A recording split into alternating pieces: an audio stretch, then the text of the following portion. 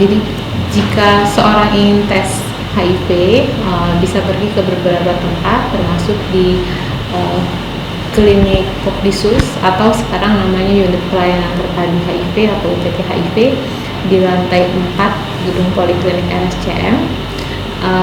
Yang harus dilakukan pertama adalah bertemu dengan konselor. Nanti konselor akan melakukan pretest konseling, kemudian diambil darah sekitar 3-5 cc, lalu kemudian jika sudah dapat hasil, kemudian dilakukan post test konseling. Jika tesnya hasilnya negatif, tergantung dari kapan terakhir kali melakukan hubungan yang berisiko.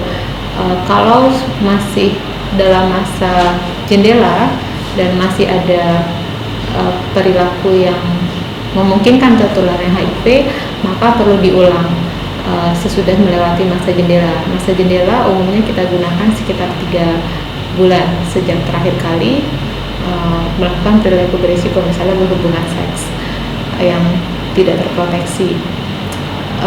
Apa yang harus dilakukan atau apa yang selanjutnya dilakukan kalau baru dites kemudian diketahui HIV positif? Yang perlu dilakukan adalah kemudian pemeriksaan untuk mencari stadium berapa, mencari infeksi-infeksi yang ada. Biasanya dilakukan pemeriksaan darah, dilakukan pemeriksaan ronsen untuk mencari tuberkulosis. Lalu jika sudah ada hasilnya dan ternyata ada infeksi, diobati dulu infeksinya.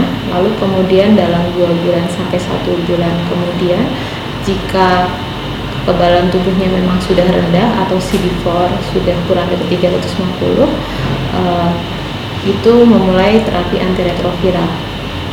Jadi yang dilakukan begitu ketahuan HIV positif, biasanya mencari infeksi oportunistik dan melihat berapa CD4 atau kekebalan tubuhnya pada saat itu. CD4 orang dewasa normalnya di atas 410, dan kita sudah mengatakan turun dan perlu mendapat pengobatan ARV atau terapi antiretrovirus jika CD4 sudah kurang dari 350. Kalau belum pernah dites sebelumnya, sebenarnya cukup datang ke klinik, tidak usah daftar lewat pendaftaran seperti pasien lainnya, kemudian mendapatkan konseling, kemudian dilakukan pemeriksaan darah. Dalam 1 atau 2 hari hasilnya akan keluar, lalu kemudian akan datang lagi ke klinik untuk bertemu dengan konselor untuk membuka hasilnya, kemudian dilakukan post test konseling.